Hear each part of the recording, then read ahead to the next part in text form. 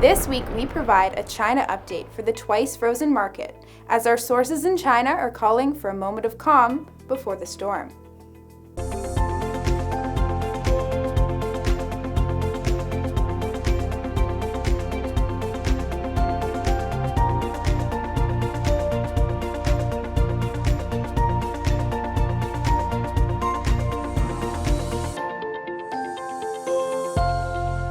The supply chain is still strained on twice frozen seafood products as Chinese port authorities continue to implement strict coronavirus protocols for disinfection and testing of containers being passed through to cold storages. In early April, we reported that cold storages in Dalian were able to release up to 40 containers per day. And the situation now, although it has not drastically improved, has not drastically worsened either.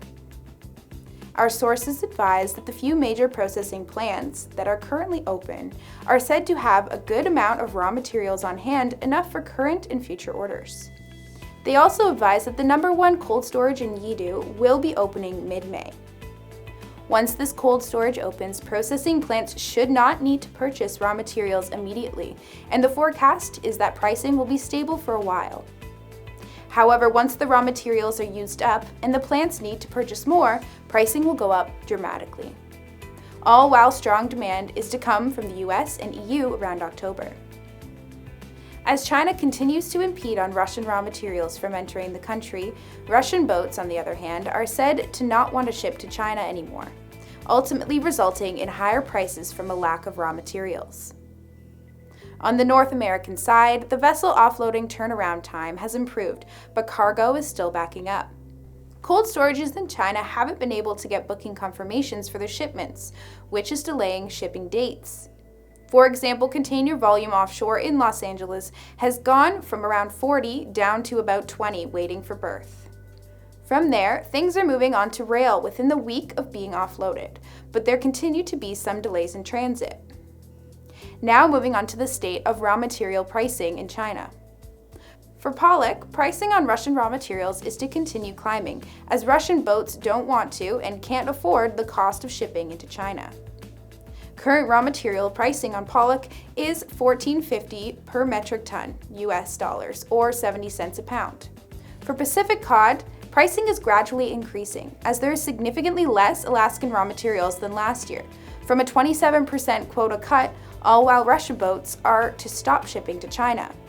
Current raw material pricing on Pacific cod ranges from $28.50 per metric ton US, or $1.30 per pound, for Russian frozen at sea, to $3,200 or $1.50 per pound for Alaskan trawl frozen at sea. For haddock, raw material pricing has gone up a lot, as Russian fish can't go to China, which has led to the prices of Norwegian haddock to rocket from $3,200 to $3,800 per metric ton US, or $1.70 per pound. And lastly, for salmon, some preseason chatter has processors speculating Alaskan raw materials pricing to range between $180 to $230 for chums and $170 for pinks. It's going to be a bigger year for wild salmon than last year, with an odd year surge in pink salmon from both Alaska and Russia. Global wild salmon harvest this year is predicted to reach about 930,000 metric tons, compared to the 600,000 metric tons produced last year. Our recommendations are: 1. Contact us before making any purchases. 2. Start making your chum salmon commitments now. And 3. Keep tuned in to this weekly update as we help navigate another year of supplying seafood throughout a pandemic. If you are not already, be sure to subscribe to the 3-Minute Market Insight using the sign-up form below to keep tuned in to all of the upcoming market insights. Thank you for joining me for the Tradex Foods 3-Minute Market Insight. This has been Tasha Cadence reminding you to stay safe, buy smart, and eat more seafood.